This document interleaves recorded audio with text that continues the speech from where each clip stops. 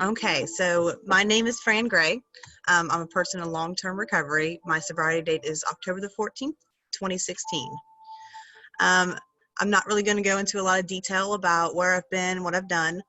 Just a brief overview of it because I don't think that that's the important stuff. I think we all can relate to where we've been, that hopeless feeling, um, institutions, institutions, rehabilitation centers. I think we've all have kind of familiarity with that. I will hit on some parts of when I was younger because I think that that's something very important that people identify with, that these were long-term problems in the making.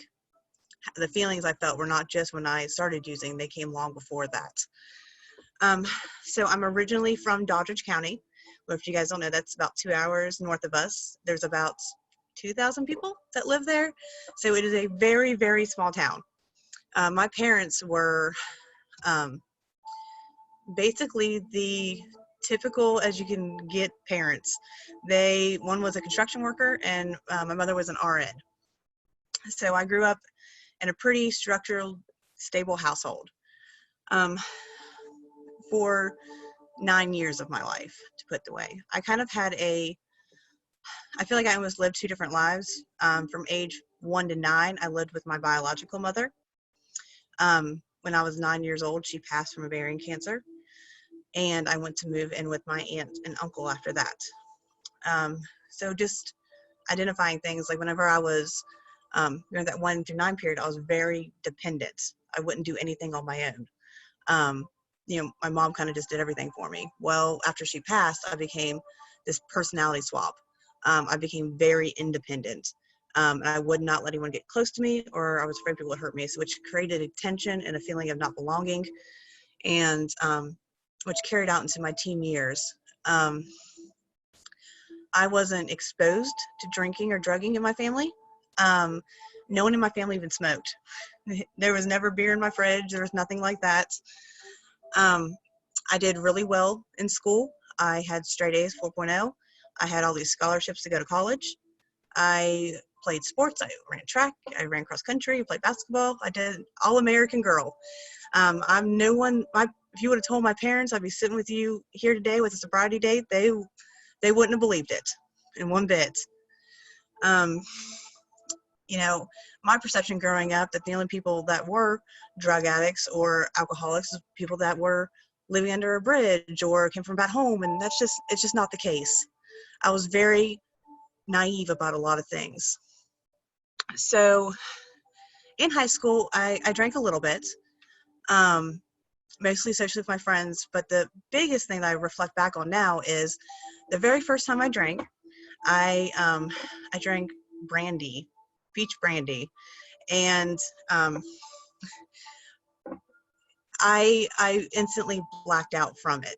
I was so annoying that a friend of mine actually handed me a camera and said, "Go talk to yourself for a little bit because you're, you know, crazy." But with that, I also woke up the next morning not with a feeling of regret or shame. It was, how can I do it better next time? Because I loved that feeling of being free and released. In high school, where that continued, it was morely about being social. I didn't feel like I fit in with anybody. I thought that all the other girls were prettier than me, smarter than me. All the boys way out of my league. And, the only way I felt like I fit in at parties is if I would drink, because I didn't know how to be myself around people. That behavior continued until I went into college. So reflecting back now, I understand what was going on with me. When I enrolled in college, I only enrolled for a month. I had went through a recent breakup, and I was going through, at the time I didn't know what it was, but it was a very long depressive state.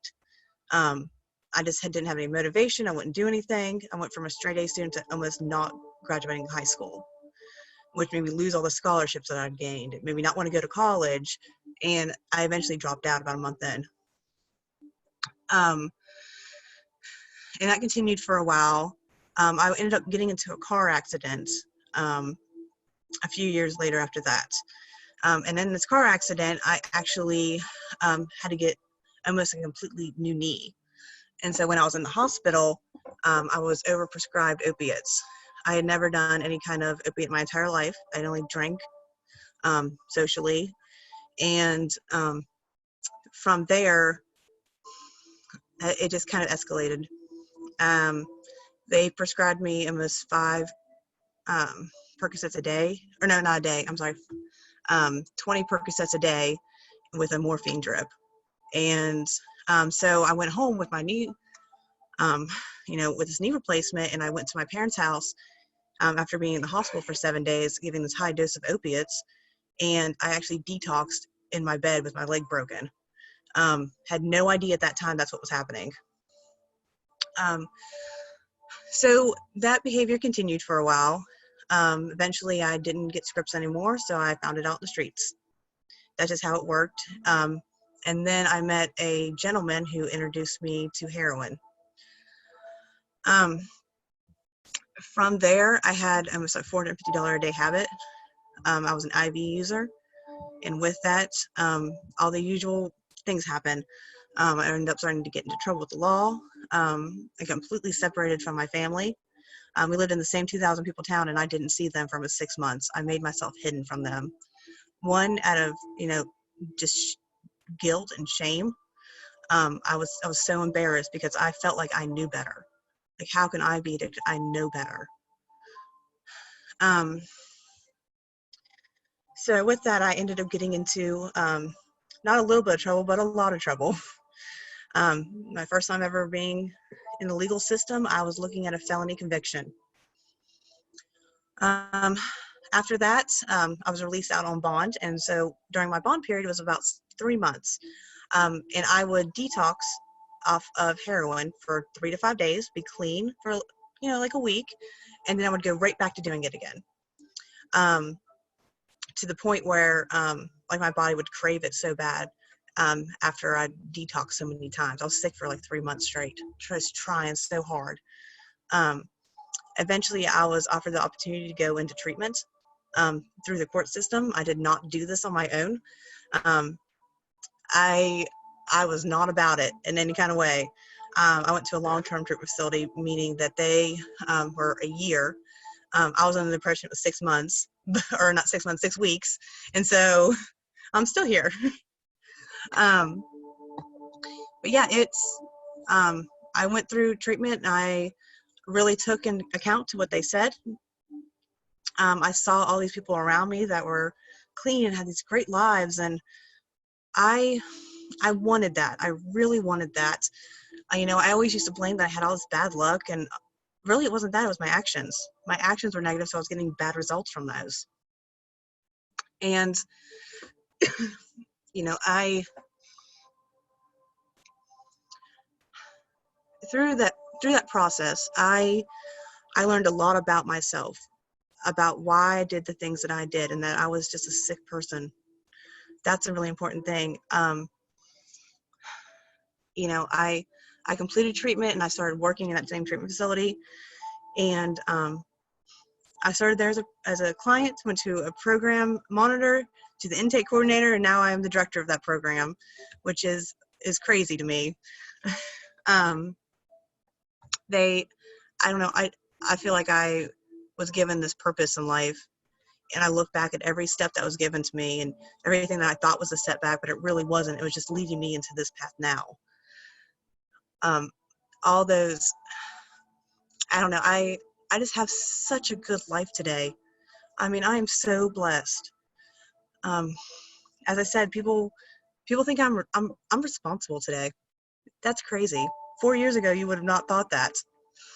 If you'll let me, I'll include a mugshot. It was not pretty. And in recovery, I've done all these really cool things that I didn't think that was actually possible for me. I met Ben Carson, gave him a tour of where I work at. I meet with people that make state laws, and they listen to what I say. They're interested in what I say. And I own a home and a vehicle. I became a mother in recovery to like the most beautiful baby in the entire world. And what's great with this is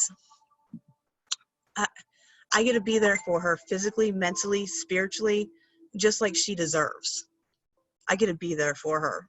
I get to have a partner that I can be in a solid relationship with. I understand how to love people.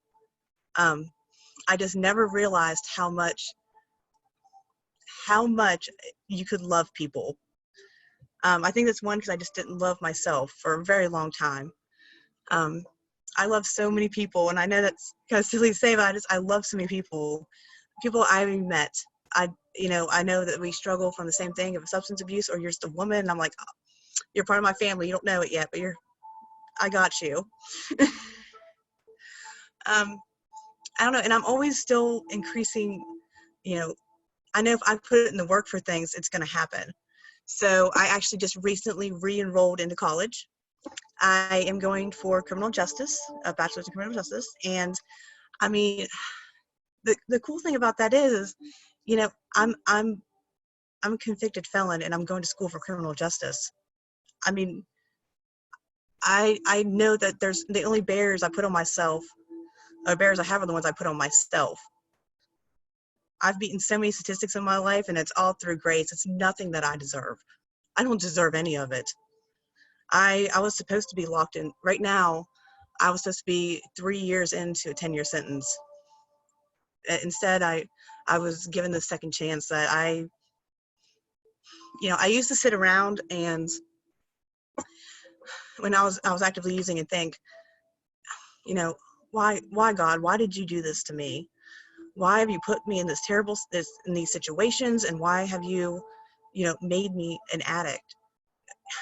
And the truth is, it all just has such a divine place with it.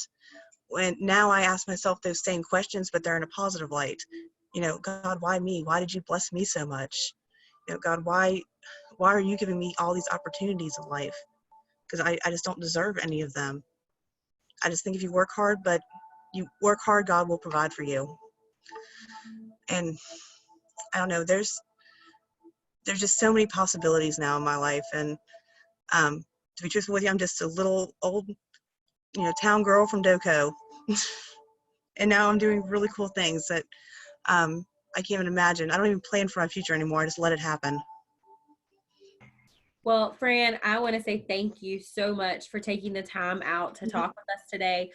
Fran is just another one of the individuals that we have the opportunity to speak with this is our story series and Faces of Recovery. And so, Fran, we want to thank you so much again for sharing your story and showing that recovery is possible. And best of luck on school. That's so awesome. That is great.